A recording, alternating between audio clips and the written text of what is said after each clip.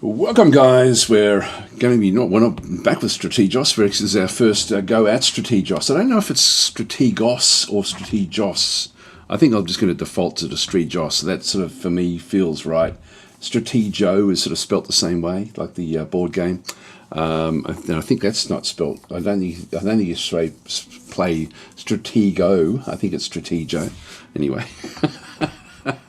I've just heard other people call it Strategos rather than Strategos. Anyway, Strategos is a interesting game. It's actually a game that I've really been looking forward to. I think this will feature heavily this year for me, actually, just with games that I end up sort of playing a lot. And, it's a game I've been so excited to play. So it's actually just come out today. So it's sort of only just arrived on Steam. I'm surprised that when I sort of started off in Twitch, I thought there'd be other people playing it, to be honest, because it's pretty interesting the way that the game actually does work. Unfortunately, because I've sort of had the flu for the last week, I haven't been able to test it properly. I was actually wanting to play a lot of it just in my downtime, but I was sort of not really able to this week. So I've played it a little bit, but not very much. I'm thinking we might even sort of just work our way through the tutorial. As I said, I think I'll be playing this a fair bit this year. So we can go through different things. I mean, it's very, very much like Field of Glory in its overall approach to the games. And we might have a look at the campaigns as well, I think. So we'll just maybe have a bit of a look at everything today and then actually sort of come back again another time and sort of play it in more depth. But the Battle Simulator, what you end up in through here is very, very much like Field of Glory, where you end up with with essentially if we go to the settings, we'll come back to this in just a minute because there's a lot of content in here. So you've got like different settings in through this other side. Actually, what does that one do? Yeah, and that's a unit panel. There we go. So you can actually then have a look to see exactly what they actually have. You'll be if you've played Field of Glory, you're going to feel very, very at home with the way that the mechanics of the game work. It's sort of like a real-time tabletop experience, whereas Field of Glory is a turn-based tabletop. So it's got sort of like Total War mechanics in terms of the real play, but with Field of Glory intricacy. So for me, it's really, really interesting, like just the way that it's sort of been combined. So if we have a bit of a look, we've got then the settings. We've got Desert Lowlands. I think these are just essentially these are not going to be random maps as such. That would be cool if they could actually put random maps in there. Woods and fields. I'm assuming it's always just going to be the same sort of setup. Not that it matters that much for these sorts of fights, but I do like random maps, I've got to say. Rolling hills by a river. Yeah, so you've got a whole range of different sorts of stuff in through there. Now, there is random. Okay, there we go. So you can actually have a random setup in through there as well, but it's not a random map. But it would be good if they eventually did build it. I mean, this is like stage one of this game. So we've got to think of it in terms of this is the starting point for this particular franchise, I hope. And a bit like Field of Glory, like the first Field of Glory had less than what this game's got in it, to be honest. But it's again an incredible game, Field of Glory, incredible game, Total War as well. So this is again going to be sort of, I think, sitting right nicely in amongst everything. Army size, you've got like a small, default, and large. So you've got like different numbers of generals, numbers of units as well. So you've sort of got like aspects in through there. Era, you can actually then sort of limit it to specifically. These are the Roman, from a Roman perspective, but it still sort of works where it only really deals with the ancient world. It doesn't sort of deal anywhere beyond the ancient world, which is fine. So you've got sort of like all the way from 578 BC through to the Principate, the Imperial era, up to about 300 AD. So certainly sort of through that whole Roman period there. So a fair bit of time where you can sort of have like specific units that can only sort of fight within those groups. So like if I go on Priest-Tulian, I've got to then choose exactly what I do want from the actual from the forces. If I go back to Marian, which is what I was testing, which is what I think the others were, that's sort of what you end up in through there, essentially, where you end up getting to just into the into the start of the Caesar era, and then the Principate is going to be the Caesar Augustus era, sort of in from there and then beyond. AI type, you've then got sort of like a balanced, aggressive, cautious, or random. So you can sort of do whichever way you want to do in through there. Difficulty, and through this other side, this is going to be the quantity and the quality. So you've got different difficulties in through this other side as well. So this one, easy or hard, default easy or hard. I'm guessing that'll be the same as well. Yeah, so back in through there as well. Use the AI. So use AI alternatives is in hot seat mode where player controls both armies. Okay, yeah, so what you end up having is the AI then takes over the AI player, but you can actually go and do that and play hot seat, which is pretty cool. Because again, this is not a game that you need to be hiding things, I don't think. I don't think there's going to be some stuff hidden in forests and stuff. That would be different. Like a Field of Glory, for example, does allow units to hide, as does Total War, but I'm not sure if this one does. If hot seat, though, I mean, it does allow that. People ask that question. Use close deployment, so both armies deploy much closer to the centre of the map, so you can actually have it where you start further away or closer in.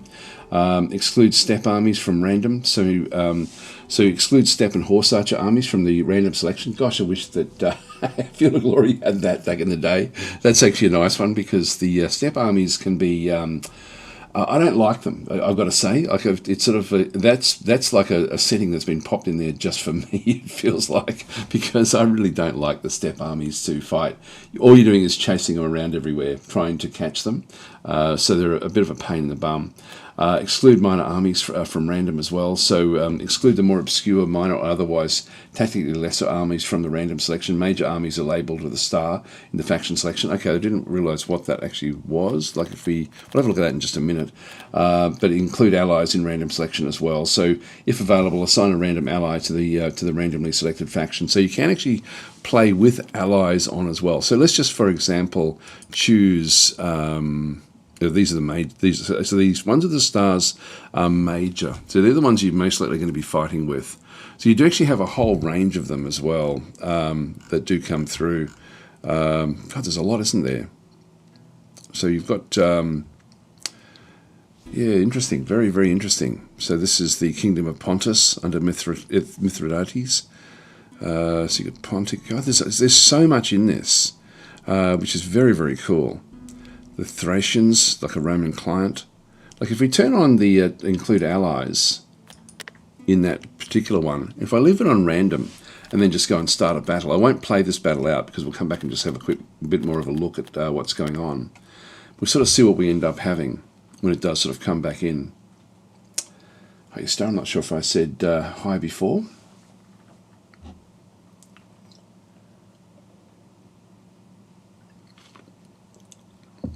But it has very much the intricacy of Field of Glory with the real-time aspects of Total War.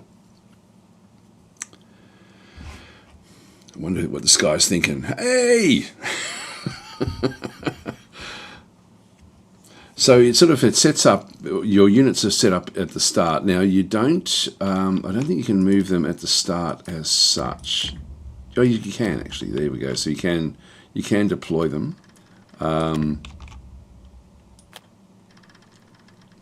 I'll have to have a look to see the easiest way to actually go and do this one. So who are we at the start here?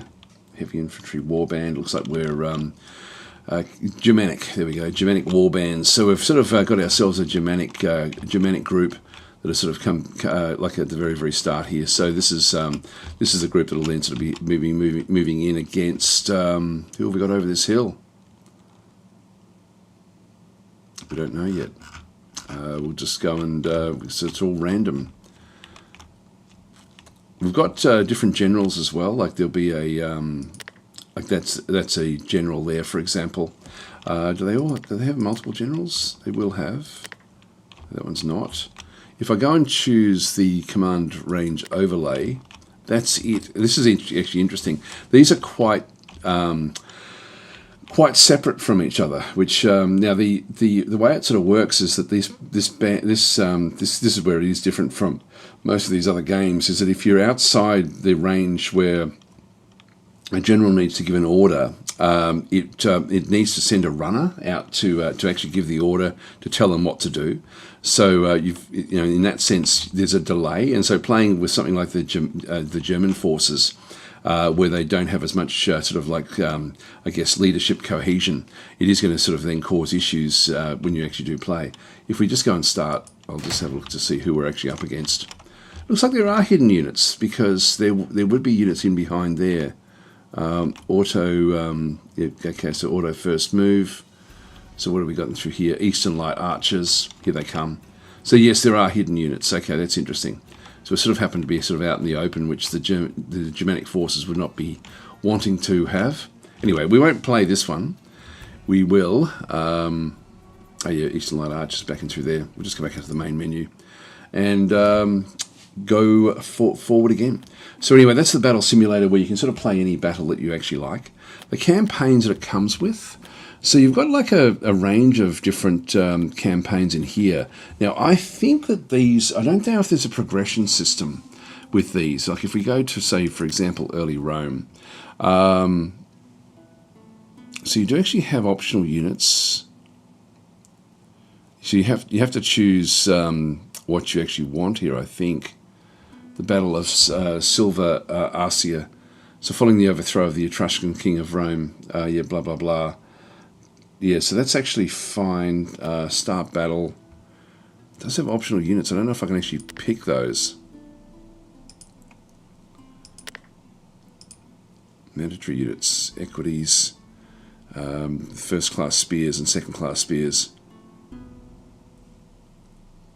Not sure how this works. I haven't even looked at this. So it looks like we just go straight into battles, and I'm guessing we don't keep on using the same units, you know, progressing through the campaign, I would imagine, which was one of the failings of Field of Glory back in the early days as well. The actual campaign side of Field of Glory, it's very much a tactical simulator, which is what this is as well. So it looks, I don't think that we would progress, but maybe we might sort of come back and look at the campaigns when we actually get into it. The tutorial, you've got essentially just different things just telling you how to move around and do different stuff like that as well. It's worth doing that. I did do that a while back. Reenactments, you've then got sort of like your battle simulators, like different battles you can then sort of open up. So if you look at Zama, back into this other side, for example, just have a quick look and see what one of these is like. But then we'll come back and maybe play a campaign. So Big Benzie is saying, dude on the left has the, what am I even doing with my life look? This one here is certainly questioning things. It's this guy here that I find quite funny. In the loading screen. In the performance, is the performance good from your view? On Steam, it looks a bit 30 FPS, mostly when you move the camera. I think it's just the stream. It's certainly not a problem from my perspective. If people are having problems, what some people have been doing is going across and watching on YouTube, which doesn't seem to have the same sort of issue. Wow, look at the scale of this aspect. So when I do move in, it's very, very smooth for me. So I'm not sure if it's sort of smoothish. I mean, it's a bit. I'm moving around, so it's sort of it's not a slow sort of progression here. But this is a big fight, isn't it? We've got the war elephants back in through here for the Carthaginian forces. So yeah, wow, that's a monster of a battle. That would be too much for us at this early stage, I think, to be getting into that. But this is all our forces that we control down the bottom through here. It's pausable real time as well, by the way. So even though it's a real time game, it's certainly pausable. But that is a monster of a battle. Wow. And you can turn on different things. Like this is a projectile range overlay, so you can sort of see what sort of projectiles you're going to then sort of have. The impetuous charge range. Now, impetuous charges, certain units will actually then have an element where when something is close enough, they're going to want to charge into. That's what that red one is. And then the command range. These are the various commanders that we then actually have on the battlefield with their different forces, and anything that's outside those forces have to be given specific orders. Is the way that would sort of then go and work. Anyway, that's interesting. So we've got that in through there. We'll just go back out again. Wow, there's so many. I never play them when there's this many elements in the actual game itself. Just go back to the main menu again. It's nice to see all that in there, though, because I know that there's people who do like to play those monstrously large battles. Miscellaneous, what have we got through there? The manual is good, with what it actually does do. It really doesn't leave anything out. Like it sort of covers all sorts of different stuff. So it really steps you through very, very nicely. And it just goes with all sorts of different abilities. So you don't need to actually sort of have like an open manual anywhere else to be able to then sort of go and play it. It tells you what the different banners do, etc., all the way through. Charge. This is like the various sort of the points of advantage, very much like Field of Glory. If you've played Field of Glory, you'll sort of feel fairly at home with these sorts of information about sort of how things do work, what they're likely to do, the melee aspects as well as to how different types of weapons are likely to then sort of perform. We'll have a look at that as we sort of get into it as well, and then shooting as well. So these are sort of like the various things. The manual is available, right from the very, very start. I'm just going to go and we've got the feedback survey credits there as well. We'll just go back out again. What I'll do is I will play a campaign, but I'm just going to grab myself a drink of water first.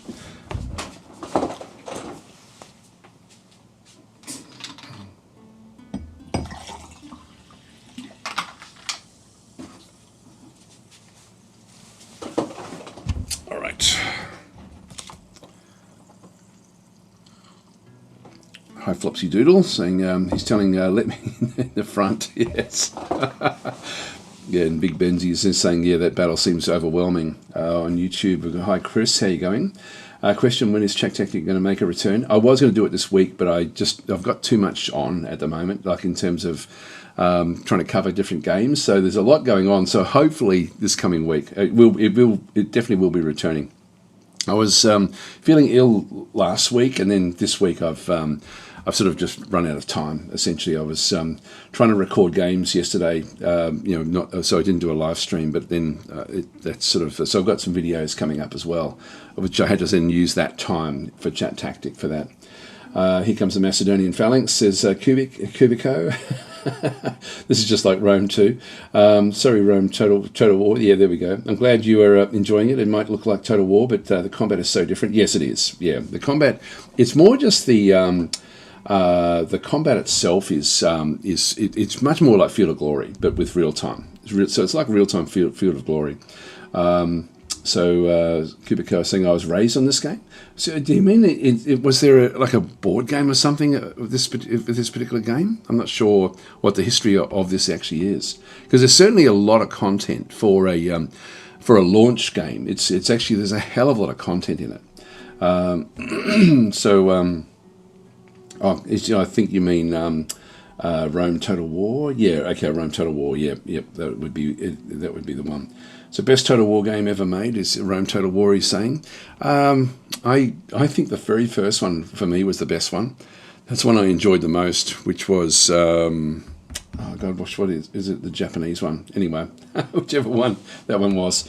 After playing the Punic War campaign, I'd love it if they added multiplayer for the game. It would be perfect for a versus campaign mode.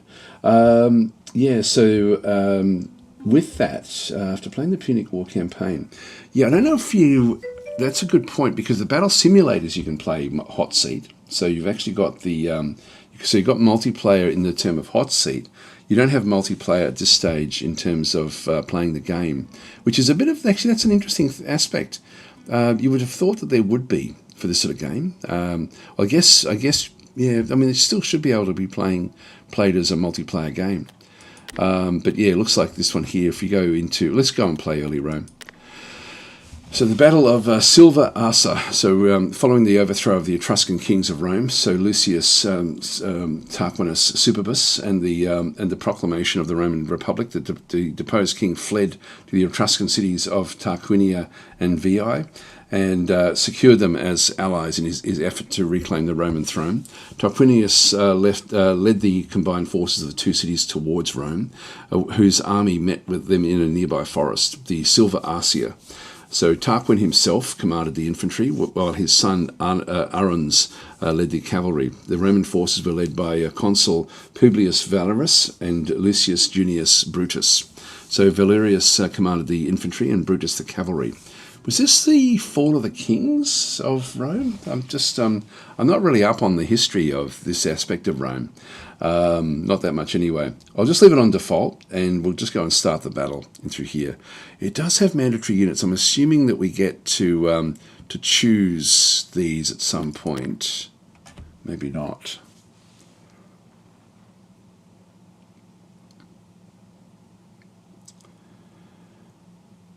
So we'll see how we go. Hi Began, how you going?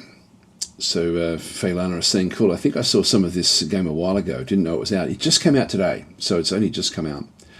Prophet Joe is saying, Medieval Total War, hands down tactically the best, but graphics were so bad for today's standards. Yeah, and so, okay, so we've got the, so this is actually our force that we end up having. Let's have a look and see what we actually have here. I don't know what that, oh, that's just the border of the map behind us. We'll be sort of rushing forward, so we don't know what we're going to end up having through here. We've got an open plain. The terrain can be important in this game, so we've got a little bit of rough terrain there, back on their side of things, and we have a so there's trees on the side, our side over here as well, which don't really matter that much, to be honest. I'm thinking we just sort of keep things where they actually are. Let's turn on the command range overlay just so we can sort of see. So we've got two leaders. We've got a leader back over through here with the first class spears, and then we have the equities back in through this other side. Essentially, these are going to be the mounted general back in through this other side in through here. So this will be the forces of Rome, of course, as we have a bit of a look. We've got more equities back in through this other side, the early cavalry. We're not going to sort of see the legions as such, I don't think. These will be sort of like proto-legions, I would imagine, at this stage of Rome's development. Second-class spears back in through there. So they're not nameable, I don't think. We don't think we can name the actual units, which is a shame. I think that would be good for immersion if there was a little bit more. So we've just got like a whole range of different spears. Let's just see... the only ones that we've actually got, we've got the javelin men back in through there. They're the two that we're going to have that can then sort of go and move projectiles. So the projectile range is going to be just those two there. Anyway, let's just get started. And so certainly pausable. Let's just pause and see what we're up against. Looks like we're up against very similar sorts of units. So they've got slingers back into this other side. And again, we can sort of see the, when I hover over them, light infantry, 120 out of 120 men, essentially. They're undisciplined, so they don't actually, you know, they're going to be all over the place. Yeah, they're armed with slings, that's pretty much it. They've got no armour, unhindered. These aren't going to really cause a massive problem for us. These are Italian armoured cavalry back out through this other side. They are armoured and they are impetuous, so they can be drawn into a charge. On this side, we do actually have spears. So we've got the spears across into this other side as well. So third-class spears, these are medium infantry, 240 men per group, armed with javelins and hand weapons. They are protected, so they're not actually armoured. So this is, again, very much like Field of Glory, just with the aspect that they actually have. They are also impetuous. We also have the third-class spears in through there, protected. Second class are still only protected as well. These are the third-class spears. This is interesting. These have got, it says they've got javelins, which means there should be a ranged, like they should have their own ranged overlay through there as well. Javelins and hand weapons. So these are not as structured as the second-class spears. So these are heavy infantry. These are medium infantry. These are heavies. And so these are also only protected. So they don't actually have the actual, like they do actually have some protection, but not like, it's funny because you can sort of see that they've got armor on, you know, on the actual, they are sort of armored with, they've both got shields, but it's just not as, yeah, so these are sort of like lightly armored, I guess. There should be, if we go back to the manual, because you know that's not going to help us, sorry. To go, this is the combat log. don't know if I can press another command to actually see what the what these are made from. Oh, there we go. Right click. Here we go. Here we go. So we'll do it this way. So this way we'll get used to who's who. Let's just start with our light javelin men. So when I right click, they gives them they yell. So light javelin men. So the 11 is just the number that they actually are. It may be sort of like, was it 1, 2, 3, 4, 5, 6, 7, 8, 9, 10. Anyway, it's out that way. Yeah, that's 12. So what's this first one? 1. Oh, then it goes to 8. 0. Okay, they're all over the place. Forget that. Okay, so we can see again what they actually have through here. They've got no armor at all. They're not impetuous at all as well, so these will actually be fairly disciplined, and they will actually be able to be controlled exactly, like they won't sort of rush forward to try to do anything. The transient stats, now that's they're unhindered, so they can move fairly easily. Cohesion is steady at this stage. Mode is mode none. I'm guessing that's sort of what the order is. I haven't actually had a good look at this during the actual combat itself. Now this is the caps. What's that one referred to? I forget what that actually is. It capabilities, impact capability. So foot javelin is plus 100. So if they actually meet. There's again, it's very much like Field of Glory, where you end up with a impact phase and then melee phase and then a shooting capability as well. So this is the and we'll sort of see that most things will just have an impact and melee. Impact is literally just the instant that they come together and essentially what happens during that particular period. So if these guys fight against foot javelin, they're going to end up with a plus 100 in terms of their capability points or their points of advantage. The melee capability is going to have there's no melee capability at all, so they don't have any bonuses at all.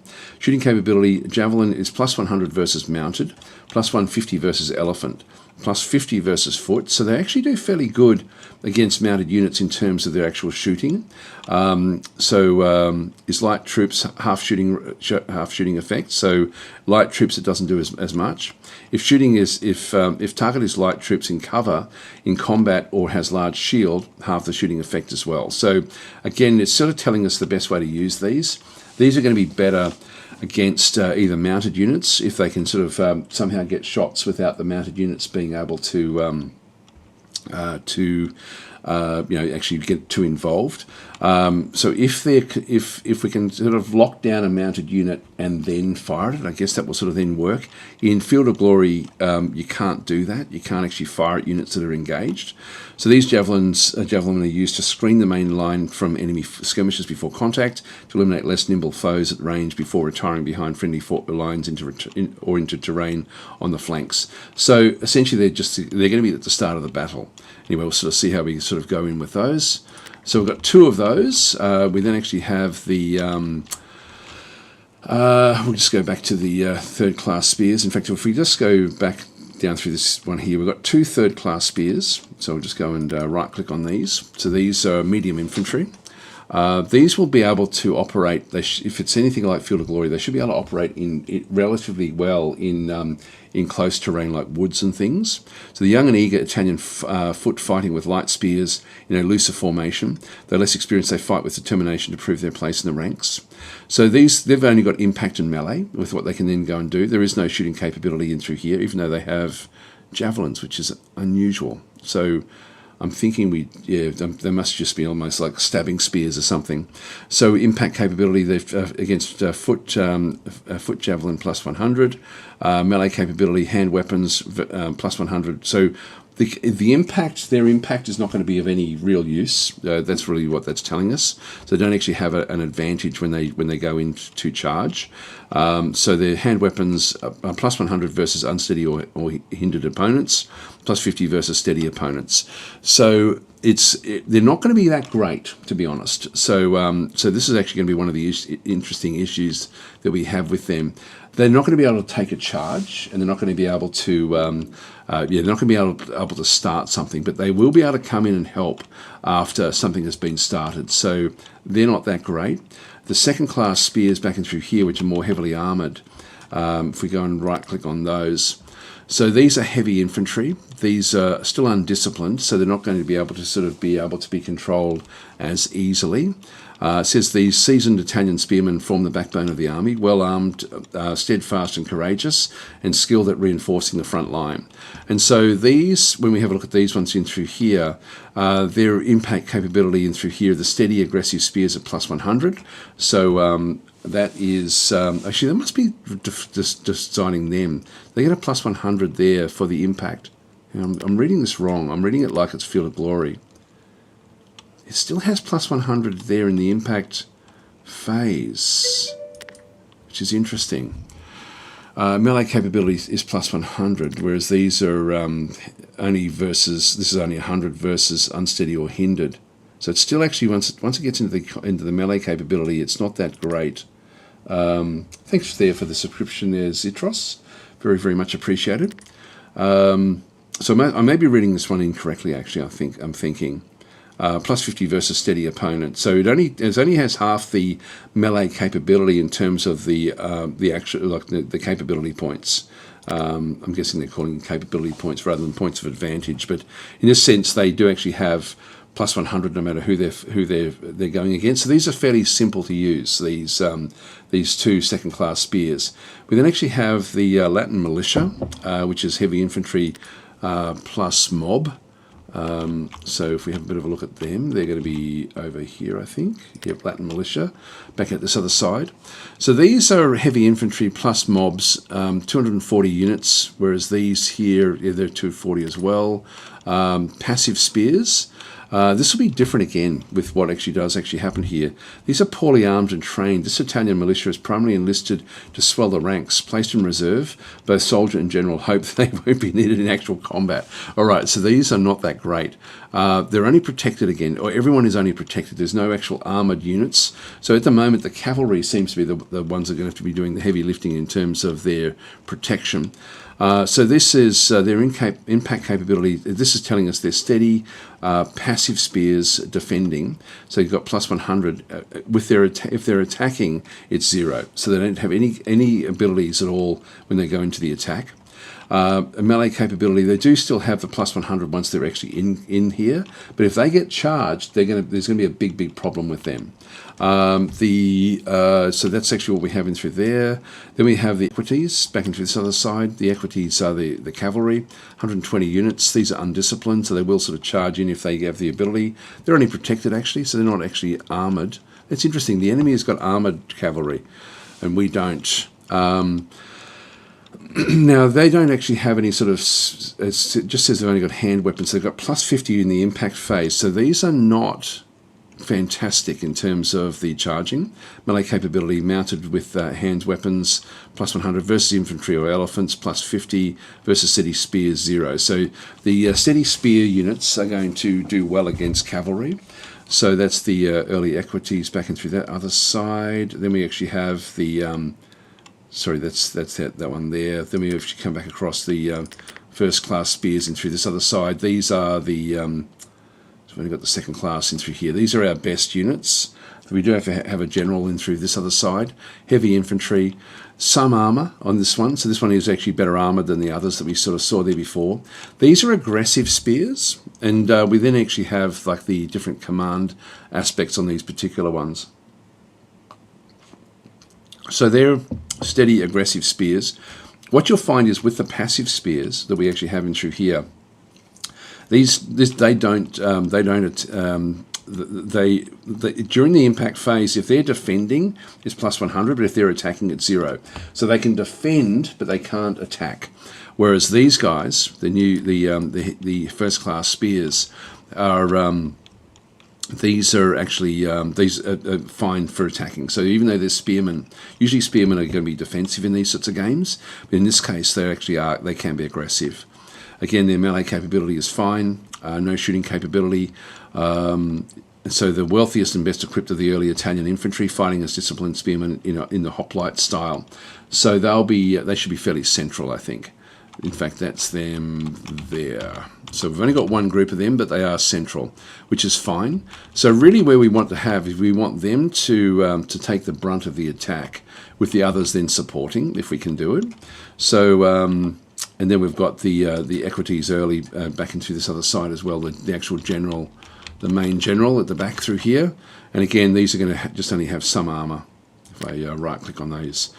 So not really good for attacking. So now that we sort of know what we've got, let's have a quick look and see what we can see from the enemy side. So from what we can see from here, they also then have these are Italian cavalry veterans. These are armored.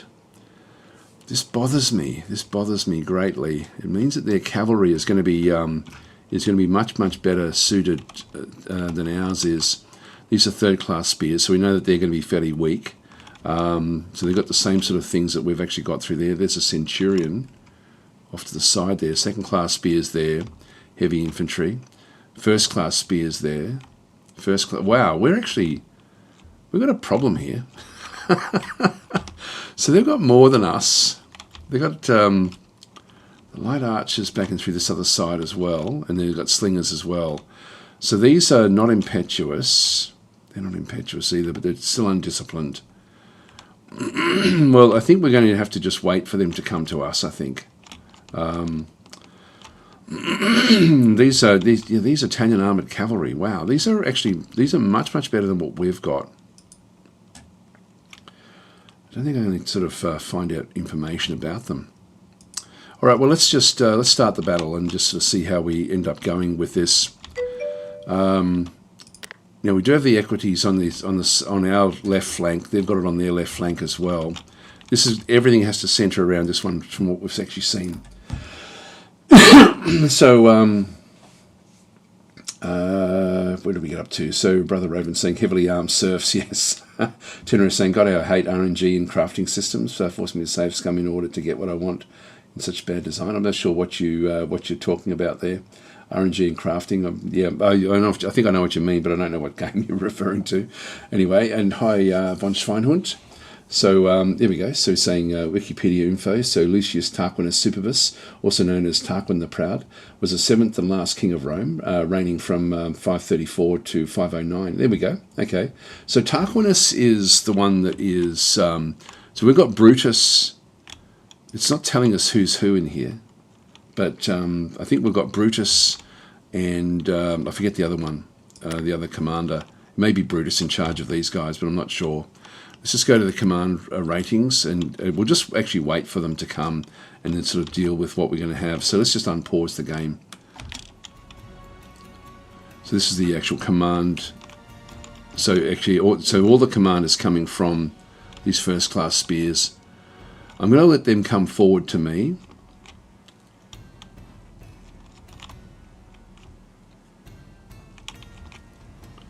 Now we do actually have a few units in through here, just third-class spears and militia. We want to keep the militia out of it if we can. And I need to keep my equites out of it as well. So I'm not going to move just yet. Actually, what I do need to do is just get them facing that way there. So I can give them an order because they're inside the command radius. See how the orders have been given from their commander? So they're receiving orders. I'm going to move that one back.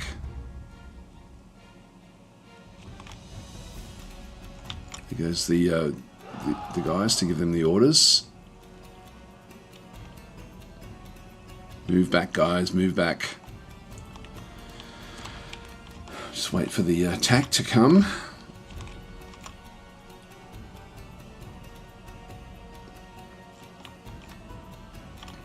This is going to be the big problem here. Let's have a look at the projectile range overlay.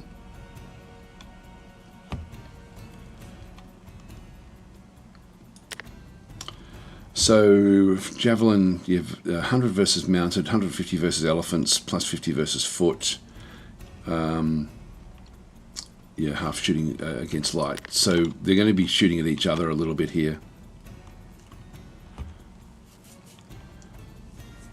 So we want to wait until there's an advantage rather than trying to sort of move everything off. And I've forgotten the orders you can actually go and give.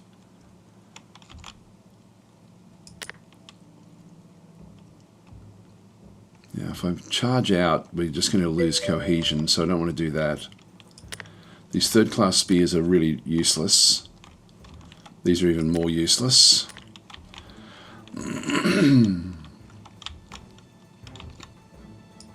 You've been goaded into fighting.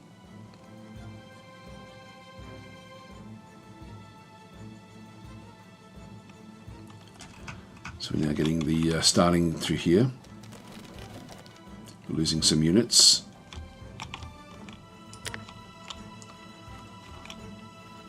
They're now moving out. If they change angle, here they come. I think we'll charge them.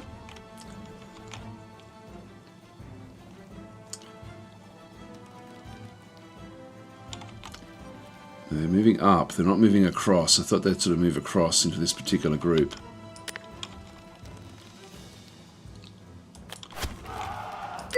Now we're shaken there.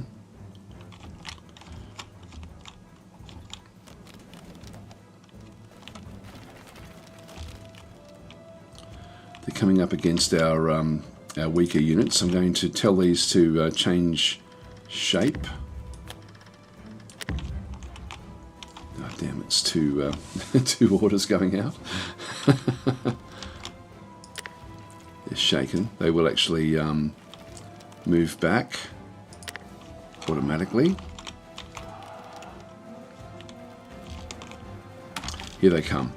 All right, so at this point in time, they now actually have the charges now going in against these third-class spears, which is not ideal, but I'm going to need to keep them where they actually are. So I'm going to now move these out. I need to sort of try to surround them somehow. Let's go and have them point that way. They can be given the order straight away. If I move them out of that position, it's not going to be all that helpful. They're ready now to charge in against this when these are going to collapse. So it's going to all come down into this particular unit. Unfortunately, they've got some big groups through here. We do get to sort of start to see the actual, what happens if different units are attacking. So, for example, if I try to attack here, I'll try to explain how this one does work. So, ineligible charge melee cap. So, target already charging. So, the target is charging us. And so, the third-class spears, you can sort of see down the bottom through there. It's got a win-tie loss chance at this point in time with the in the charge aspect, and then it's got the melee after that. So the melee we end up doing okay once we sort of can take the charge, but the initial charge we've got a high chance of losing that one at 50%. So we're going to be suffering a little bit here with this first charge from the armored cavalry. And it just goes through, it just lists all of their various abilities. So the javelin versus mounted is plus 100, adjacency plus 10, I think that means adjacency to the commander. Final CAP is 110, so that's the actual the advantages that we end up having. Their advantages, they've got javelin as versus mounted, they get a plus 100 there. Height advantage, they get a plus 25. Steady mounted charge versus medium infantry or mob, another plus 50. So they have a cap of like a capability points there of 175 versus our 110, which is what they end up getting through the other side. The final, when we have melee, once they get started there, we have an action point thing of 115 and they have 125, so they've got a slight advantage. This is why we just need to get something else in to help that once that does get started. But we have to keep these really doing what they're doing. I'm just going to wait for these guys to sort of get ready, but we're going to lose over here as well. Like if I grab these guys and hover over that one through there, they're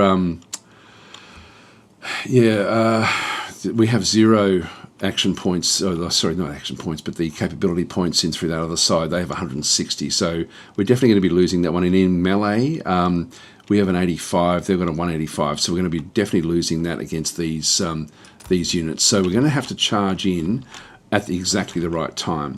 Second class against these guys, again, during the actual charge phase. So we can't even move these, really. These are not going to be all that helpful. I'm going to move these out to just sort of help out this other side, to try to sort of get a little bit more width. I'll keep the other orders where they actually are, but in this case, this one here, this is where it's there is random aspects to it, but you can actually just watch that line of win, tie, loss chance to manipulate and see exactly what you can do. So during the charge phase, we're not going to do all that well, and we're going to actually even lose everything else as well against these first class spears. So unfortunately, I don't know how on earth we're supposed to win this. We might have to just play a random game, a random map, I think, after this, because we're not going to win this. Like, there's no way we can win this one. So they've come into that one. Now they're receiving orders. The only chance we have is to hit them on the flank when it's time. These guys are going to be moving across the front. And so we now actually have this particular one. In fact, if we go and open up the combat log, we can then sort of see what's actually happened across the course of the actual course of the combat. I'm not sure if we can see what's going on through that side, through there. Third class spears versus mounted. Yeah, so it's just giving us the actual outcome through there. Result failed with cohesion checks for our light archers. I'll just okay, we did actually hold on there. So that ended up being in that tie phase where there's just going to be a little bit of attrition between this particular one. So the armoured cavalry didn't actually get any sort of devastating charge there at all. These guys will filter back through the other systems, but we just have to hold the line really with our spearmen. So spearmen are defensive. Let's just go wait for these guys to then get a charge.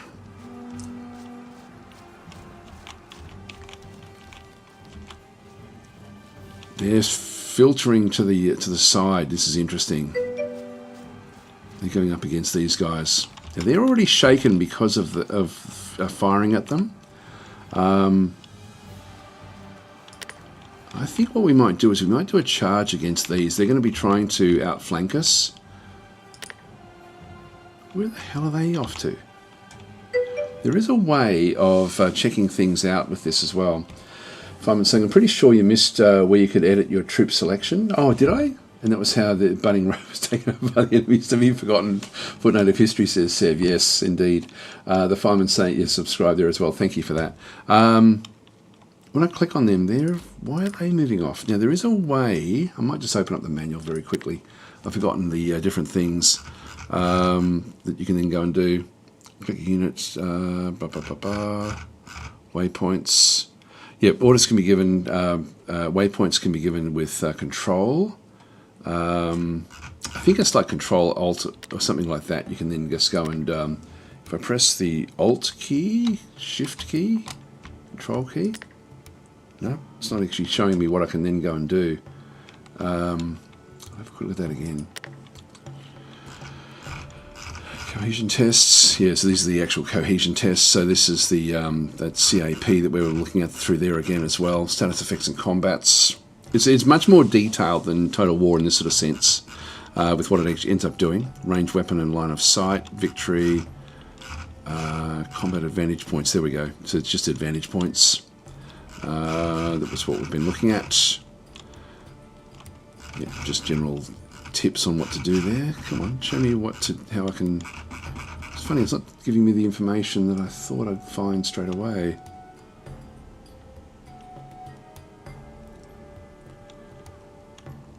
Left click on the unit, select it. Yes, press shift. Yeah, so we can assign groups as well.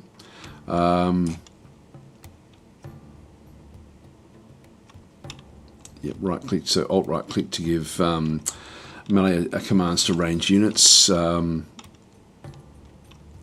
Yep, so alt right click to a location with multiple units selected to move them into that destination while maintaining their relative formation.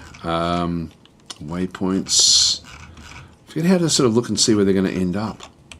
Might have to do very quickly, just have a look at the tutorial again. So I'll close that. It's funny because the manual, like, there's a lot of good information in the manual.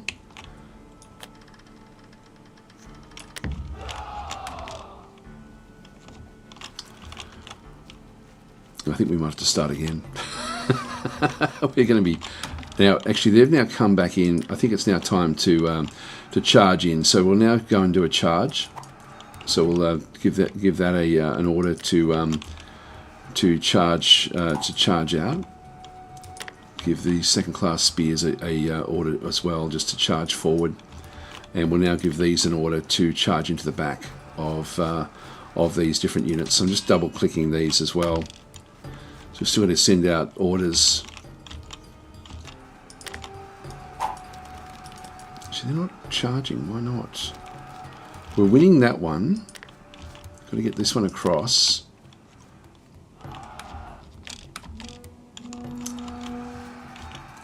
And that's moving to an attack. So it's actually moving across.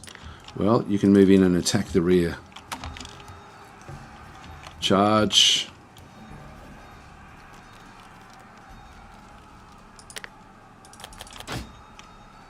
Whoa. Okay, we crushed those. So they're shaken. So that's actually worked out well. They're shaken there as well, which is actually good.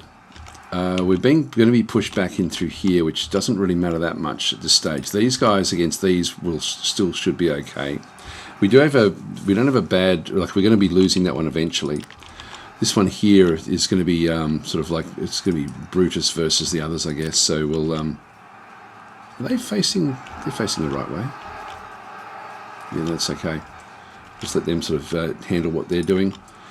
They're shaken. It's interesting. They're still fighting, and they keep on bouncing off and moving around. Don't know why. Well, let's just keep things going. They're trying to charge the flank of the Equites. And we've auto-dropped that one as well because they've come in at an angle. We are pushing this other group, this shaken group, back with our militia, which is unusual. Come on, we need to push the advantage here, guys.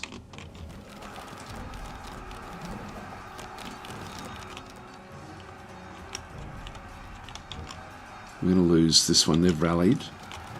We are pushing them out. These guys here are a pain in the bum. I'm going to try to bring them forward. They're just not, they're not performing well here at all.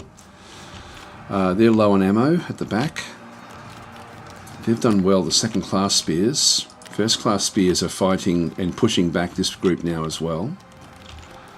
This is where the trouble is going to end up being. So if we can form a gap.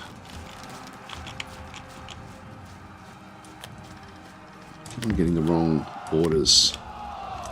They're nice and close. Now we're shaken there as well. They're not liking what's going on. They've gotten rid of my equities. I didn't even see that. So they've actually now disappeared. So now we're in trouble again. These are both shaken. And these will attack their commander from the flank. I really can't do a lot here. We're going to be flanked. We're being pushed back over through here. We're now starting to waver. Just move back a little bit. Yeah, we just ran. We ran through here as well. We're always going to be outclassed there. So we're falling apart here, guys. General died. So our general died. That was the end of Brutus. And this guy's still sort of operating, but not very much. Yeah, so you can sort of see there the general died at that point there. Their general's still actually alive. So a big failure, a big F for us. So Beamstone saying, we don't know what we're doing, but we're winning. We're not winning anymore. We've been destroyed. Completely destroyed. Their militia is now completely gone. There we go. The Etruscan army wins. So not very good. If I return to the campaign, we can sort of see what ends up happening with this. Yeah, I didn't see where we could actually go and build our army up. So...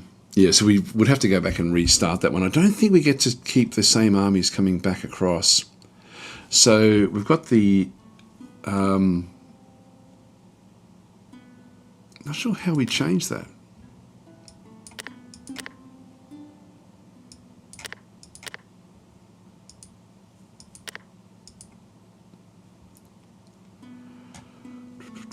Got the mandatory units there.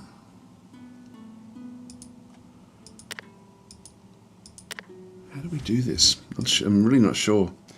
I played the scenario in Imperator with Etruscans winning against Rome.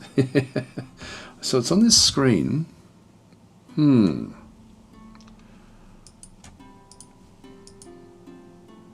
Because I can only start the battle.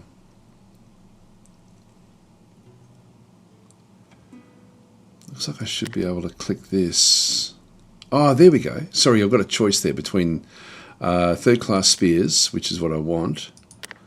I've got light javelin. I can put even more light javelin in if I wanted to. Okay, so I've got a choice there with the different groups.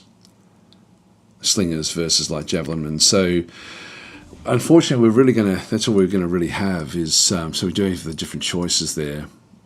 So the third class spears are about as good as we can expect there, to be honest. So I'm not going to be able to do much there. Let's go back out. I'm sort of now thinking that I've actually missed something here with the in the tutorial. So we'll go and play the tutorial again and just have a quick look at that one through there. And like, I'll just quickly rattle through this. It doesn't take very long to do this. That way we'll just at least get all of the basics out and set up. But the capability points or the capability points or the action points, whatever they are important.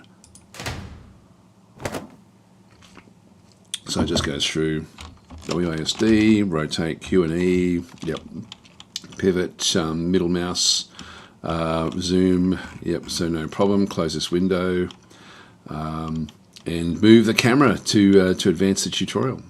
There we go. So tutorial, unit selection, left click, blah, blah, blah, blah, blah. Close this window and select your general, which is this unit here. Commandable generals always respond immediately to orders, yeah, blah, blah, blah, blah, blah. Unit waiting for a courier will display, okay, so press start, close this window and select your Cretan archers. Okay, press the projectile overlay, yeah, so it just goes through all this stuff. Okay, that's fine. That's what we end up having.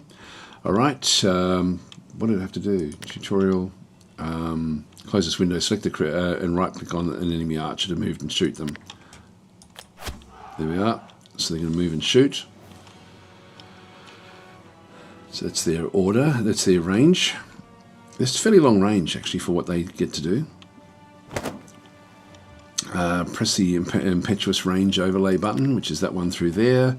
Melee units will autonomously charge units in front of them within this range. You can cycle through the range overlays using the H key.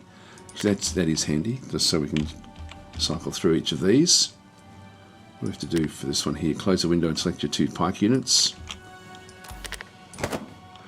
Use right click and drag to move units, so press control while giving multiple move orders to make a path. Hold alt and right click and drag to move a group of units while maintaining facing, and scroll while doing so to change facing. That's one of the things I was missing actually. So alt and right click. So close this window and move your pikemen up to attack the enemy infantry. So if I press the alt key and move them up, I can then sort of change, like so they can change it. I can then use the scroll wheel to change the facing. So I'm going to move them up into this phase here. And let's have a look at the impetuous charge. So by the time they get close enough, they'll then charge forward. So these are sort of like phalanx units.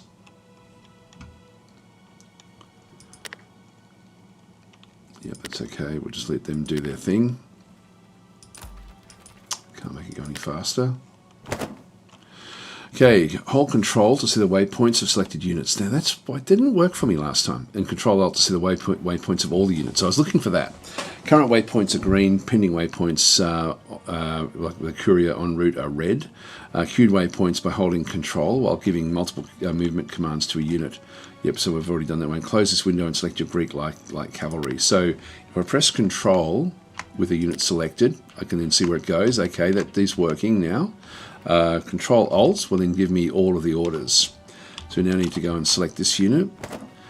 So unit symbol is displayed over its banner. Receiving a charge has got the down arrow. Charging has got the up arrow. It's actually, this is important to know as well. Pursuing means it's doing that one. Evading, okay. Routing, recoiling, or in melee.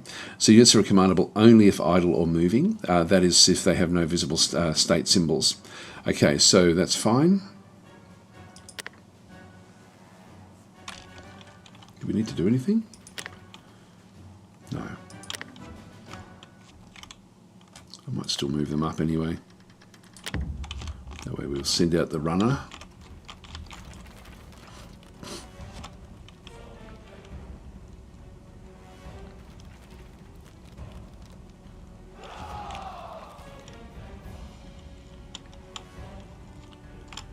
They're shaken, falling back. God, I always do it the wrong way. There's no way to... Once you start to give an order, I don't think we can like stop an order.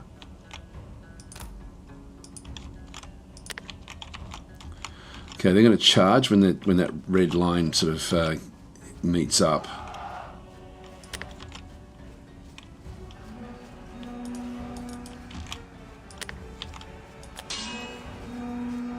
So we're charging, we're receiving a charge there, they're receiving a charge there. Cohesion. Units are defeated when they lose all cohesion. So cohesion levels may be reduced in combat, by combat, shooting, allies routing, or generals dying. Cohesion goes from confident to shaken, yellow, to wavering, black, to routed, white. Okay, so this is important as well. So the cohesion, again, in Field of Glory, massively important. Flank attacks are often cause an immediate cohesion drop, exactly like Field of Glory. So units can be in up to four combats at once. You cannot charge through your own units that are already in combat. The tooltip will say the charge is blocked if you attempt to do so. Units will recoil if they overlap with with allies already in combat. I think that's maybe what happened with our force that we're trying to move around behind the other group. To win a battle, including this tutorial, you win a battle by including this tutorial by routing 65% of the enemy, or by routing 45% of the enemy with at least 30% each point's route advantage. So very similar to again Field of Glory with what actually does happen. Now we're shaken there, they're shaken here. I'm going to change my archers and see if they can help here. No, they can't see them. Okay. God, I always do this wrong. Need to bring that one around into there. I'm going to bring these forward. I think if I just use control, that's going to be the easiest way to move these up. Now, an ally routed from their side, so we've actually now got the advantage in through this other side, in through here, which will have then dropped. There'll be a cohesion check there. So, so a lost close combat. So this is the Pezeroi 5. Hang on, where is it? Raw Spearman was 4. Last cohesion check did fail. Is that 5 here? That's 5 there. And then as we sort of come back down, so one against the odds in through this other side. So it's telling us each phase of the combat, what's actually happening through there. The Raw Spearman 7, if we have a look and see what they've got, that's 2. This is 7. So 7 actually they had to do a cohesion check. The reason they lost the close combat, so there was a close combat phase. That's 5. No, that's 4. Where's the 4? Not seeing it through there. Anyway, the Yep, so we won that particular one against 7. And then they lost their last cohesion check for the... Actually, that's a different one again as well. I think it sort of shows the outcome up through here. Lost close combat, so 1-star leadership, general nearby. So they do actually have some bonuses in through there. So the general is helping them. I'll try to explain this maybe when we go back and do one of our actual attacks, because there's a lot that's going on through here. Is steady heavy infantry. They get a +1. Charge. So they did fail their cohesion check, which means that they drop a level of cohesion. Which sort of like Shaken is one of them, but in this case they've now routed. And then we've got the these again actually. So we're still going back down through here. Last cohesion check there. Again, they failed again. This is actually getting down to the bottom through here now as well. Yeah, lost close combat. So, yep, so there's a melee against steady unhindered pikes. They've sort of got their capability points or action advantage points are actually been halved. I've got to call them that. So we have an advantage in through here with these pikemen. Just going to close that one off. We're shaken through here, which is not good. So we'll just keep on watching what actually happens into this other side. They're moving to shoot. Trying to get our general in nice and close. General died, so their general has died, and we've actually then won the battle. So anyway, let's just go back out to the main menu. Intermediate. What does this one do? Give us elephants routing. So yeah, blah blah blah. So their general dying caused the cohesion to drop completely. I'll try to pull this apart. I'm going to be playing this a lot this year anyway, as I sort of said before. Rough terrain and trees hinder movement, units and heavy infantry. So this is going to be talking about the actual terrain effects. Overlapping friendly night units also hinder each other. So blah, blah, blah. Close this window, press the start button, and move your bowmen into the rocky terrain right in front of them. So we'll do that. So I'll just go and grab, where's the... it's not us. Yep, so this is us in through here. So we've got the, this is rough terrain in through this other side. I'll just press Control. Oh, hang on, I've got to press Start.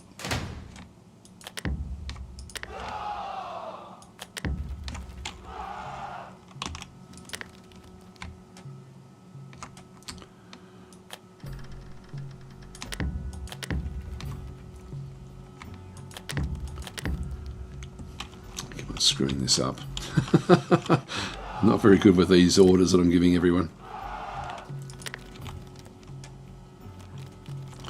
Units in the tree line there. I think this is just going to be purely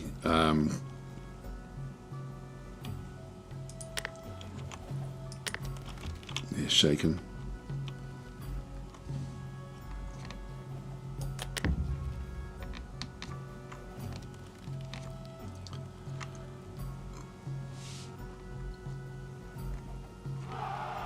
Let's move them back.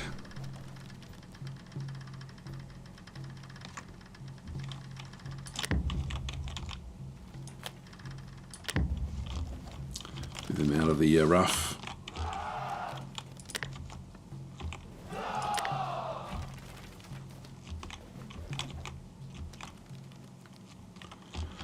Oh, I think it was this one I'm supposed to move up.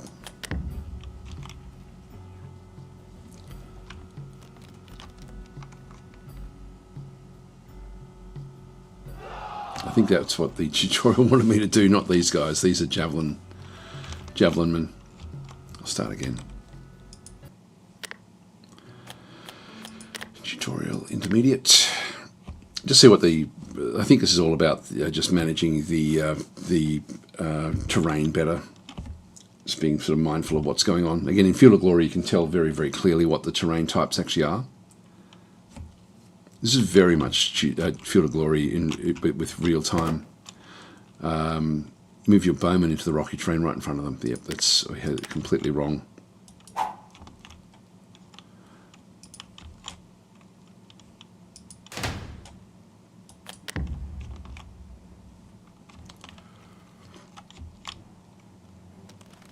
they'll ask me to move this one back out, which is is hindered by terrain. You can see there at the moment down the bottom there when I hover over that one. This one's unhindered anyway, but it's sort of like because of what they are, they're fine in the rough terrain. Okay, hills, terrain, and sheer distance can block line of sight. So line of sight to units in concealment trees is greatly reduced. Unit in concealment displays a tree icon on its banner. Unit in terrain has a mountain. Unit in terrain has a mountain symbol on its banner. So the units, we can see it through there. There's a little mountain symbol there. The unit banner will also display a hindrance icon if it's hindered by that terrain. So our heavy units are hindered by the rough terrain. There are enemy bowmen in the trees ahead of you, but you cannot see them, but they are in concealment. So close this window and send your high Paspiati into the trees to attack the enemy bowmen. Note that the AI is static and defensive for the purpose of this tutorial. Yes, they normally won't be. The Haspiati, this one here, we'll just send them into the tree line. Now these are, so they're going to have to be given orders. I love this, that you have to give them the orders like this.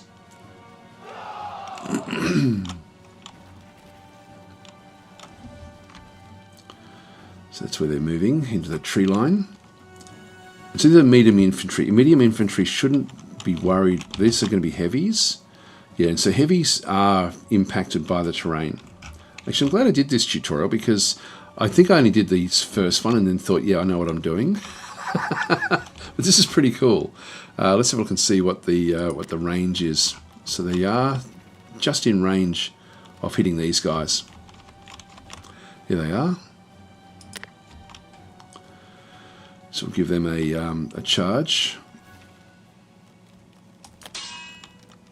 And so we can see there the tree icon there. And that's their, I think that's their ammunition.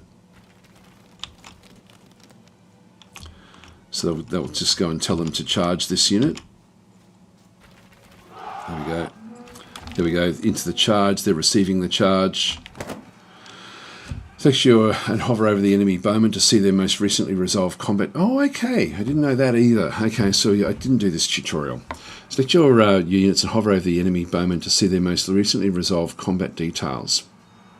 The number in the brackets next to the unit's name is the ID, which can be used to track each individual unit and to search for them in the combat log. See the manual and CAP charts for specific information on action point advantage points matchups. As ranged and melee combats are resolved, the number of casualties will also pop into yellow, or if in red if a cohesion test was imposed. So move your hoplites and pikemen into combat with the enemy Kardax to continue the tutorial. So consider keeping your light foot archers in front to screen them while from enemy range fire as they advance. Alright, so I'm just going to pause there and we'll just see what it's actually sort of saying. If I hover over that one, so yeah, the last resolved combat there. So the in this case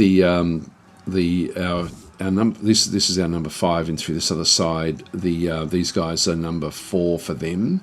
So last resolved combat was we had the final cap 175 versus Eastern Massed Bowman. So we've got a good chance of hitting this one. It's funny, it doesn't sort of have, you know, what the actual outcome is there. I'm not sure what that is referring to. I'm unsure as to how that then operates. So what does it say to do next? Move your hoplites and pikemen into combat with the enemy Kardax. Okay, so if we have a look at the combat log, yeah, there's nothing actually. Oh, there we go. We've now got it. So so last cohesion check for these. So they had a close combat result was failure, which means that we become shaken. So so we got shaken up in that first part of the fight. That would have been an unusual attack. So that's the actual what actually happened. And this is the outcome of what actually happened with it, I think. So we have an advantage point of 150. They only had 50, but so there's only a 12% chance we're going to lose that one. And so they won against the odds. So they actually managed to like the initial charge, maybe with the firing the javelins or whatever it might be, actually failed. That we failed that, so we actually lose. We go down one level of cohesion, down to shaken. We're now in the tree line as well, and we can see there we're not hindered because we're medium cavalry. Sorry, medium foot. Let's go and grab all of these units. In fact, we'll grab all of those and we'll move them all up. So if I press, was it Control or was it Alt? God, I can't remember now what that was. I think it was just Control and then just run forward. Let's just go and move them up. Yeah, that worked. That worked. Yep. Okay, so we'll just do that.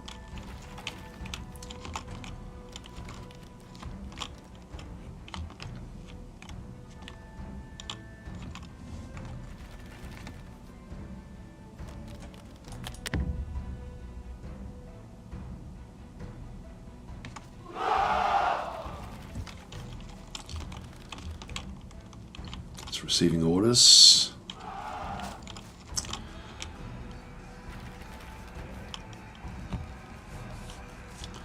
So they're still fighting with what they're doing, but we're now shaken. So we've got like this is actually when the next resolution is going to take place. I think that's actually interesting as well. I hadn't noticed that before. So what actually happens in through here?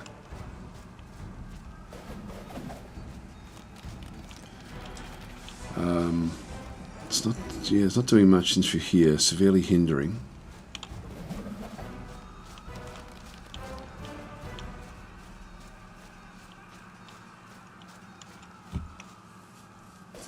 They're shaken now as well.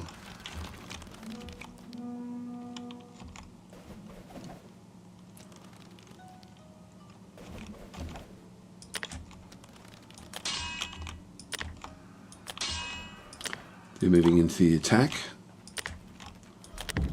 Need to move in to be able to keep on giving orders. Move them along there as well.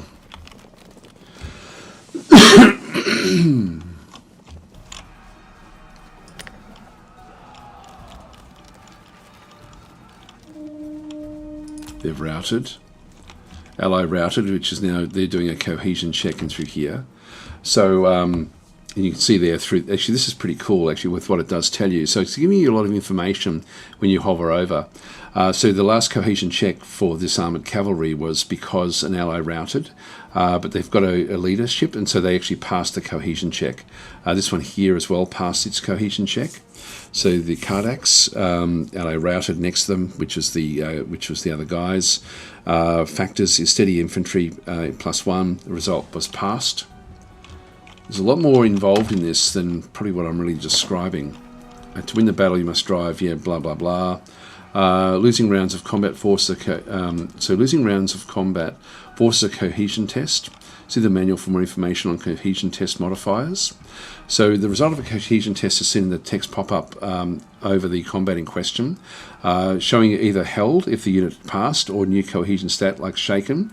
If it did not, in the settings you can disable pop-ups and scale the pop-up tooltip and banner UI size. The full cohesion test results can also be seen in the combat log, or if you hover over a unit to see its most recent cohesion test on the tooltips. I'm glad I did this tutorial because I didn't realise the nuance that this actually had with it.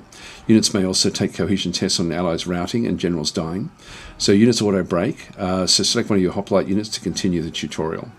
So that is mercenary hoplites. So line shift modes determine if a unit, when able, will push back enemy units in combat or fall back themselves. So hold their position or recoil out of combat. So where this is this down in here? No, that's the hold mode. Yeah, so I've got different modes in through this other side. Oh, okay, I've got more nuance in that case, which again I didn't realise. All right, so we've got only disciplined units may elect to fall back or hold position, and only cavalry may recoil from combat. Units in pushback mode, wow, there's so much more nuance in this. So you can use line shift modes tactically to try and open gaps in the line for flanking, or to keep your cavalry more mobile. Try selecting your middle infantry unit to fall back, and use your flank infantry units to push back to see this in action.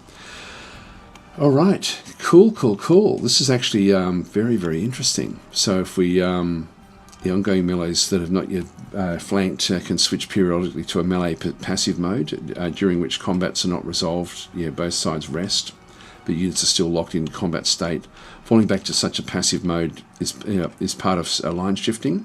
In historical simulation, pulse theory, and slows the battle, as there are no combat rounds resolved during mutual melee passive. Once a unit is flanked, all units in combat with it collapse into melee active until the combat is resolved. Okay, so that's sort of speeding things up. That was there was a lot to take on with that one. So this one here, it's saying to once we end up in the mode in this side, to sort of then keep that one going. Now we have been sort of impacted here a little bit. This one here, was it that we wanted to? What did it say? It suggested try setting your middle infantry to fall back and the flank infantry to push back to see it in action. So this one here is hoplites.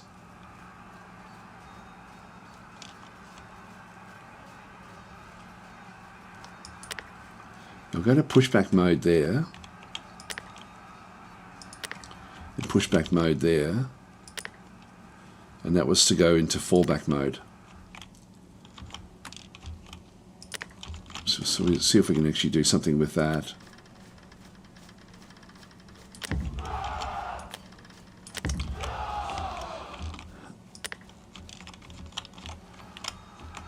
So they've been routed. They're shaken.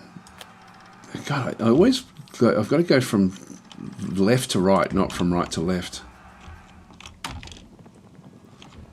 They're charging. We're now out of the terrain. They've held. So again, if I can sort of then push to see what actually happened for the last combat. Ineligible charge target, too far will move. Yeah, that's okay. Charge cap. So if we don't click on that one through there. Yep, so it's it did pass, so they actually just met. These are about to charge in. These are still charging. These are in combat at this stage. But this one has got like the, this one's trying to be pushing back against these shaken units. And again, if we have a look at the what actually happened with these guys, they did fail their last cohesion check. God, this is so much like Field of Glory, but real time. It's very, very cool, I've got to say. And then we can see the orders. Now, they're moving in, so they're trying to push back. So they've now moved in. This is the pulse phase that they're talking about. Just try to have a look at this one here and see what actually happens. They're going to be moving back around. We're trying to open up a gap. We're pushing back against these, but falling back in the center here. Left to right. There we go. I've got it right that time. We'll just open up a gap for our units. These can then fire again when we do that pulse. So they're shaken. This is working. God, this is a great game. There's a lot going on here. And these are actually now moving in impetuously, I think. I don't know what the red means. But they seem to be going in to do an attack. Yeah, they're charging. They're going to be charging into the rear of this particular group. And we are trying to sort of push these back. So we're trying to sort of squeeze this one back out. And they're going to automatically charge through the gap now. Interesting. We're going to be hitting the flank. So we've been hit, and that's automatically, this one here is automatically a cohesion check. Close combat failed. Last cohesion check is, yeah, we've got the close combat through that side as well. But it would have been the rear attack, would have actually been the cause of that one. They're now moving forward. They're now shaken. They're wavering. This is good stuff. And we've auto dropped. Yeah, so after that actually happened there with our force, auto drop was the charge in the rear.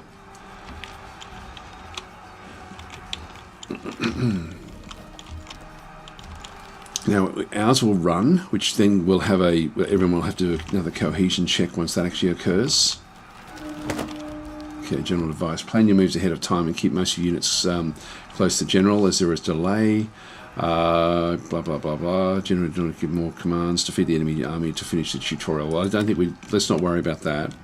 Let's just go and go back out to the main menu and just have a quick look at what the last tutorial actually is.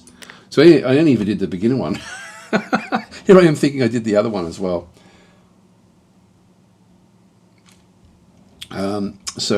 Aztec is saying, have you tried the first Punic War campaign? It works differently than the rest of the campaigns.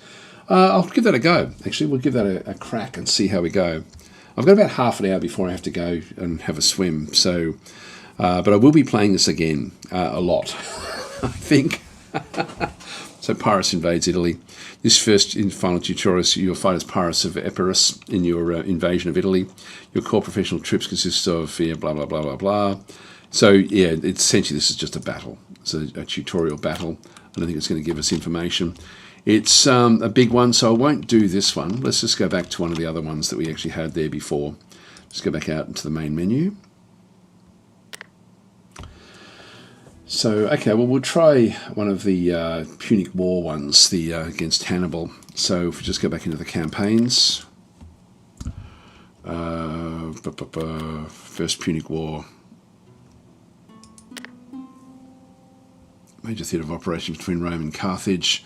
The Romans start the campaign with a foothold in Messina, and they establish in 264 BC.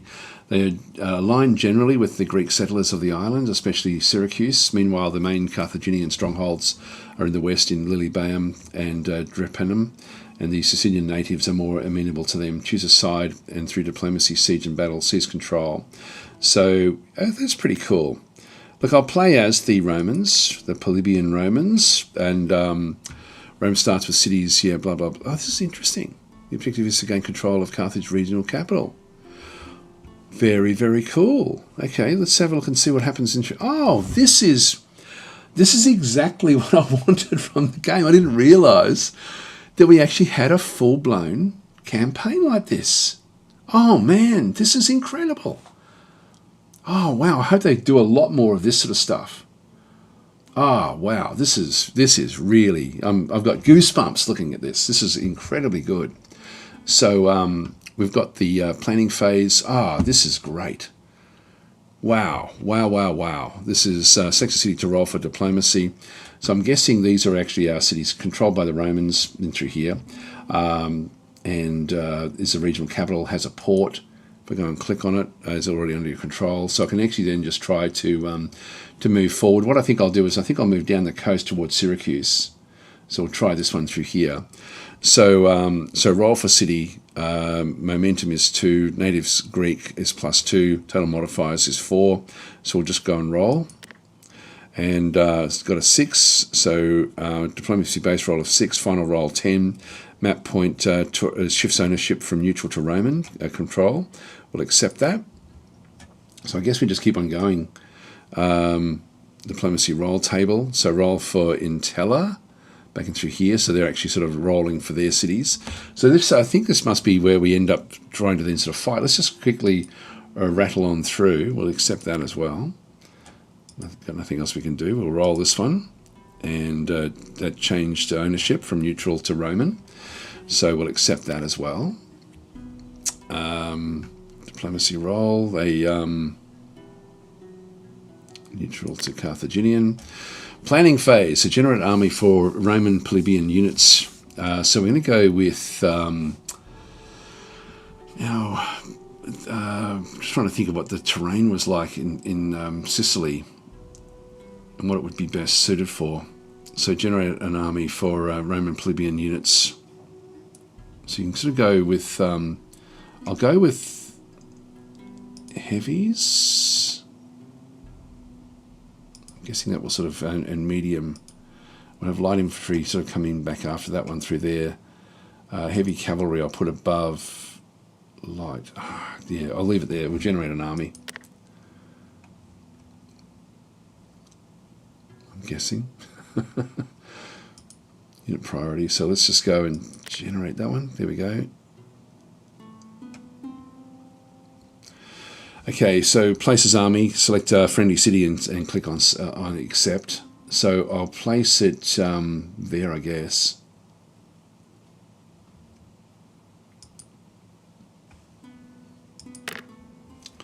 So we have an army there. Select friendly city and then click accept. Yep, that's done. Oh, hang on, we've got another one as well, have we?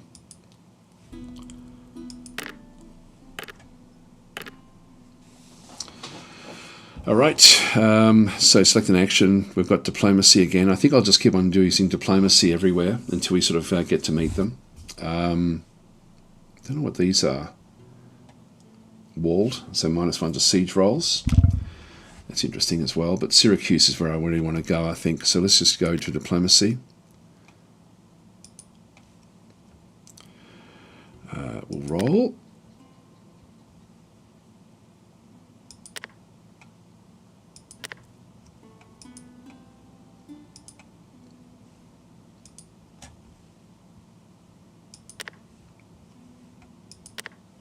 Did that not work?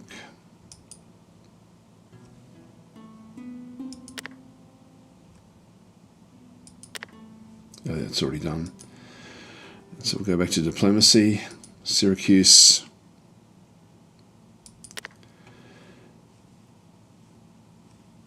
Didn't seem to sort of do it. Diplomacy. Select a city to roll for diplomacy.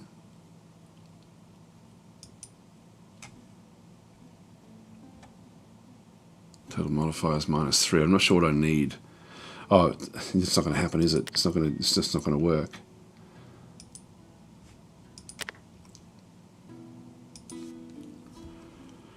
You've got -2. That's not going to work either.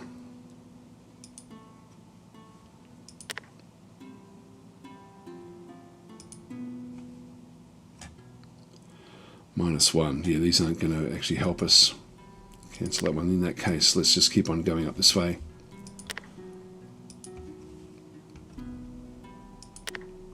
Yep, so it did change ownership.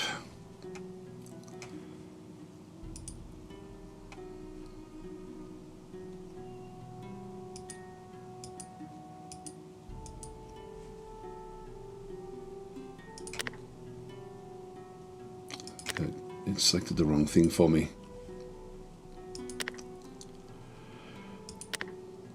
Yep, no effect.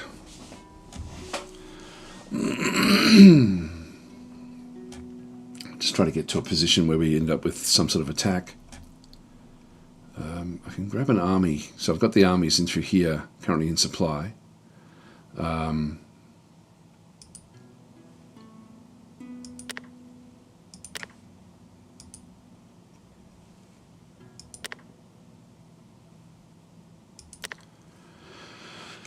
Okay, we're moving along the coast. We'll go to Agrium as well.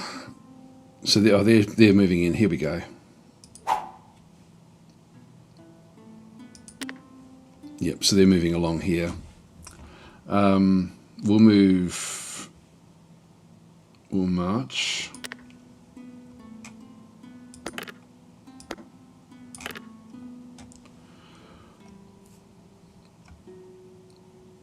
Okay, so we'll roll that one. Yep, that's no problem. Move and continue. That's good. So we'll just keep on. This is very, very cool. I got to say, this is really, really good. Love it. You may move the same army again. Okay, we'll move across to Celite and roll. Move and continue. We'll move. Actually, I'll end the turn there because I want to try to take this one. Actually, they are aggressive. So they've now taken that one. Go back to diplomacy. Agrium. It's not going to work. I'll cancel that. We'll march.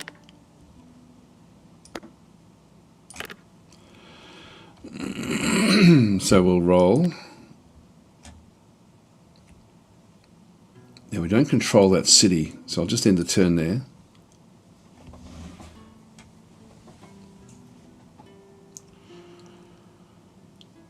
So they've got still their 2 armies back down that way. Siege, what does that one do? It's actually neutral hostile city to siege.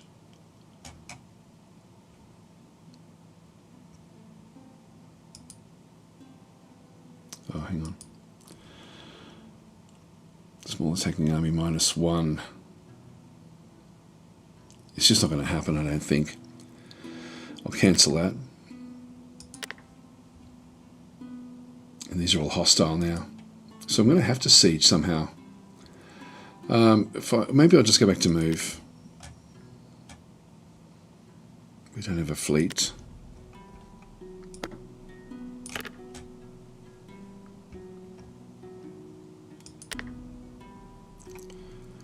Yep, so we didn't get to sort of move any further there.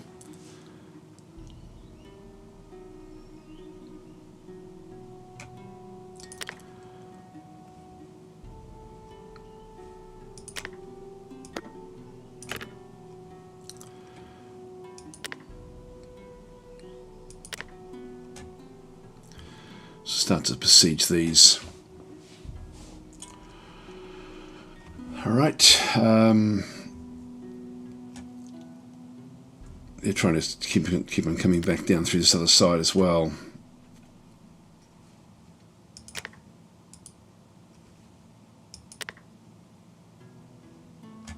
Siege roll 8, final roll 7. So unfortunately no effect.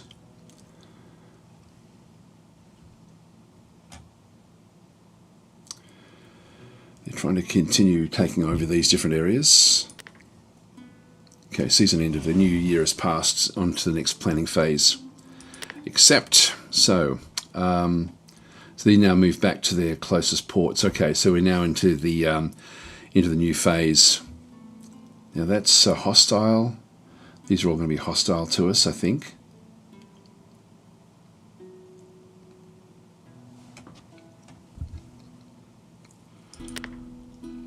So it's an army to move by sea now. That's not going to help us.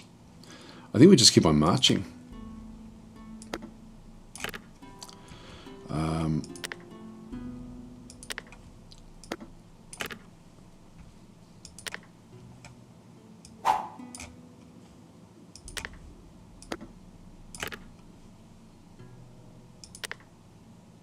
So we'll accept that one. Okay, roll for, yep, that's okay. So they're actually doing different things. They're moving their armies around a little bit as well. We'll siege this. Siege continues.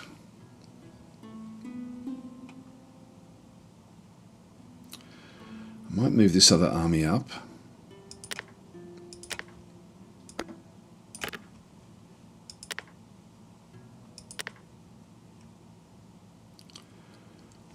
So that's the enemy. I wish it would show a different colour or something with the enemy, to be honest, with what they're trying to do.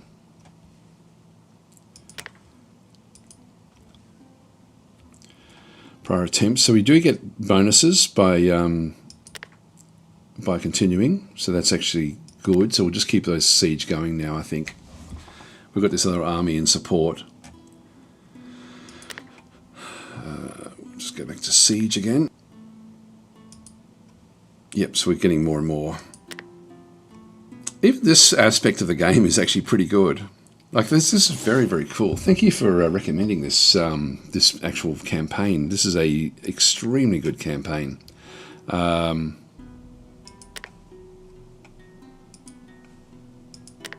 City taken. There we go. So we've now got map point. Administration shifts ownership from Carthagene. So that's good. So we've now got that one as well. Actually, they've now moved back up. So I'm going to now start to besiege the rest of the areas back up, so we can sort of end up getting other zones. Diplomacy roll table. Yeah, we'll just go that way. At the moment, I think I'll siege this. And we'll just sort of stay at that location, but we'll move out of this location now that we've got control of it. And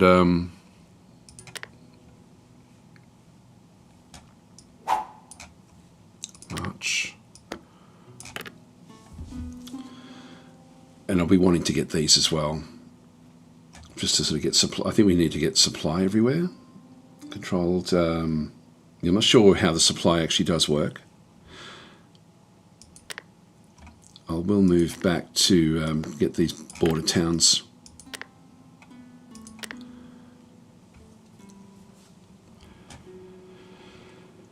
Keep on trying to get this city, which is fine.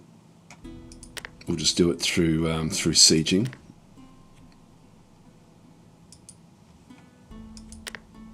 We took that city. That was good. A very, very good roll.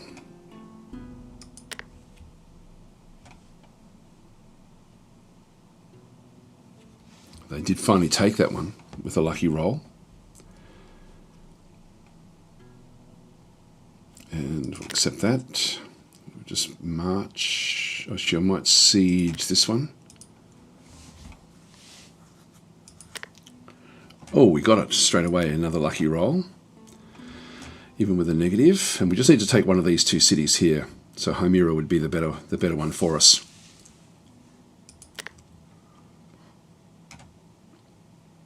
Season ended, so we now move back to whatever we own. All right, so select city for.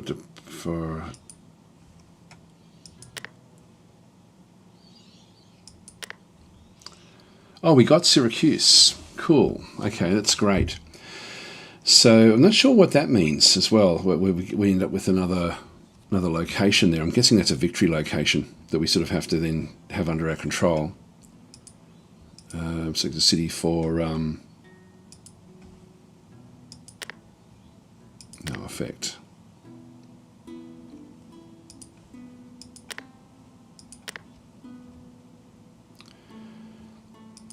Just try down. Actually, now we've got it. The different units will just go and march. Accept that one. So we can then start the siege.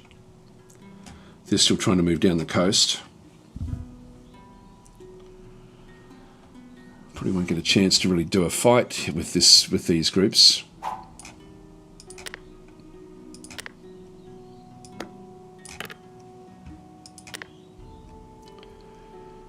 I'll just end the turn there with that one.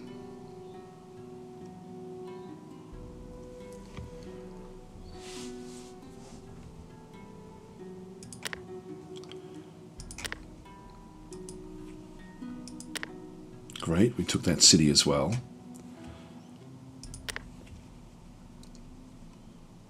They're marching off. They're getting ready. Will they attack? Here they come. So we finally get an attack. So now we've got to battle. So the Roman plebeian must do battle, retreat, or garrison. So armies at or adjacent to battle and not in a siege. So we're already in Hymera. The Carthaginian forces are also in through this other side as well. The allies, allied Greeks from Hymera, Greek from. Okay, so I'm not sure how that's going to then work. Roll for allies in battle, or we can. So what we can do? What can we do in through here? We can garrison, retreat. Well, we don't want to do that. We want to roll for allies in battle, don't we? So. So Greek allies from Hymera failed to arrive in support of the Romans. Italian tribes allies from Panama sent a few men in support of the Carthaginians. So they've got a little bit in through that other side. Greek allies sent a few men in support of us, and the Italian tribes sent many men in support of the Romans. Okay, let's start the battle and have a look and see what this is like. Now, I probably won't have a chance to finish this battle, but we'll see how we go. This is I've really got to say, I really like this campaign. I hope there's more of them. I haven't tried the others, but this is awesome. Absolutely awesome. Yeah, these sort of types of games should also always have a multiplayer game, says Simon. Yeah, I agree. It should really. So for flanking, you need light, medium troops, pikes. Yeah, okay, that's true. All right, this is a big battle coming up. So we won't get this one finished, but this is open terrain. These aren't forests or anything like that. So I can move things in. We've got Equites, we have Italian light cavalry back in through there, so they can certainly do flanking. We've got light javelin men. We've got Greek pelotaists back through this other side as well. They are lightly protected. Fairly strong light cavalry, Greek cavalry. We've got the Principes, so heavy infantry, shock troops. These are all shock troops in through here. That's very, very cool. That's what I wanted. I've got to be honest. And then we've got the Triarii there, which is our commander is where? Back over here. So we wanted to have the commander central. If we just go back to the command radius. So we only have the one commander, so I definitely want them to be more central. So I can actually just go and place them in the middle here. So that will then just help. Might just move them slightly off this side. These Triarii, I think I'll keep them. I don't know which flank is going to be the important one, but I might just sort of keep them back in reserve, back in through this other side somewhere. So these are the aggressive spears, whereas the other ones are like essentially shock troops. Okay, let's just start our battle. Now, we've certainly got an advantage here, a big advantage.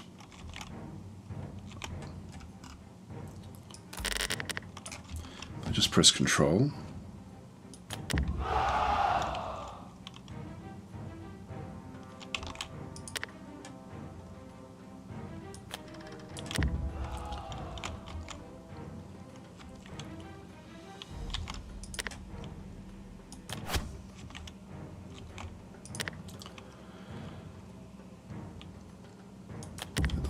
Got the heavies coming this way as well. It looks like they, I don't know why they auto first move. They can do whatever they like the first time. Now we've got to give them orders. I think we'll just charge the center here. They're moving back out already.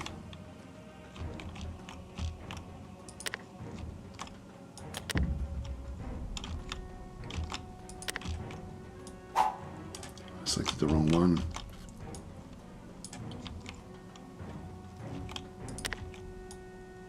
Get out of there. This one's already charging. Oh my god, we've already screwed this up. Even with our shock troops. Come on, get in there, guys. Get in there. I selected the wrong units to move back out of the way.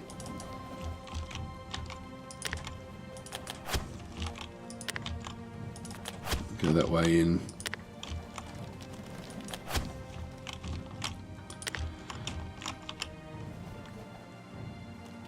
Yeah, they're wavering. That's good already. They're coming in. They're charging. You need to go and attack this. They're going to hit us in the flank.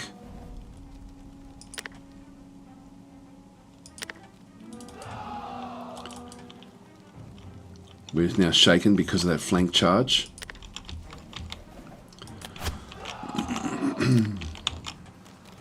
We've got a good command radius here. We're still doing okay with this. Let's go and charge those and try to win the battle straight away. Push back, push forward, guys, push forward.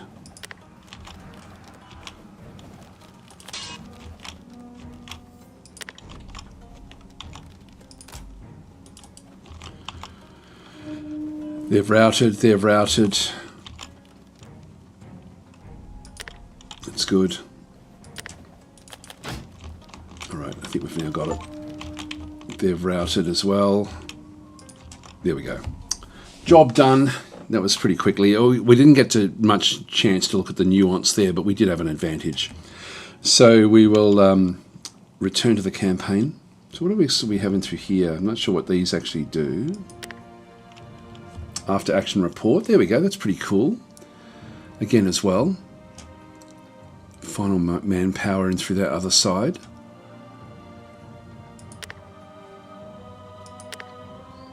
Okay, that's just the settings. Return to campaign. So we win the battle. So stays at point Chimera.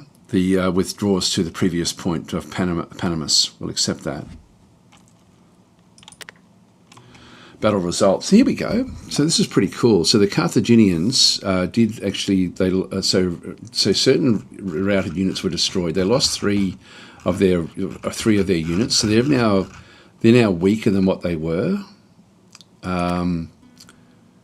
Yeah, very, very cool. I've really got to say, I really like this. That now puts, I'm not sure if we then have, if our group here has got sort of like other bits and pieces that we then need to go and do. But we'll siege this. Siege continues. We'll just keep on sieging this one up.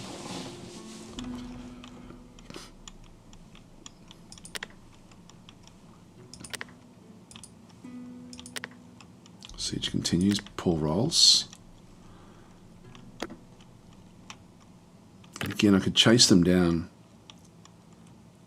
They're moving by fleet to Drepanum. Oh, maybe you have to go back there to replenish your troops. So they're moving back off. Fleet roll. So they lost slingers by the fleet movement, so there was a storm. God, they're not doing very well. They're doing very poorly. We'll just continue our siege in here. A terrible roll. They're trying to use diplomacy again to try to take this city, but it will not work.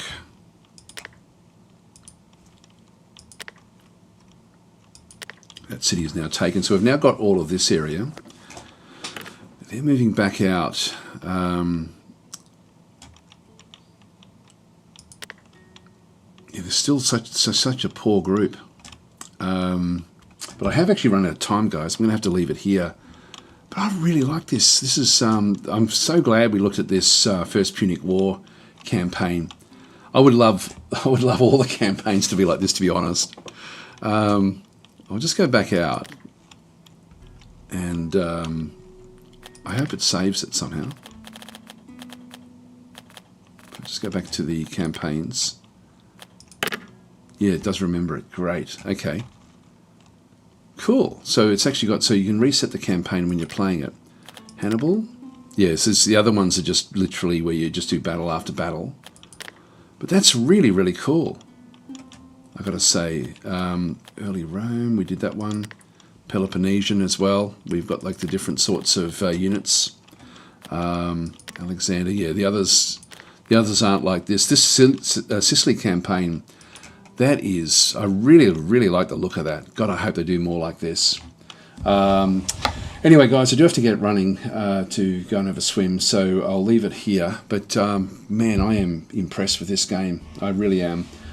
It's going to be one of these things where, like, there's going to be a lot more nuance to the fighting than what I was able to describe. So I look forward to actually coming back in again and actually being able to really, really finesse what we're seeing, to sort of be able to look at what those advantage points actually, how they work, because they're so critical in these sort of games. Like, it's sort of it looks like that last attack we had overwhelming odds, so we weren't really going to lose it.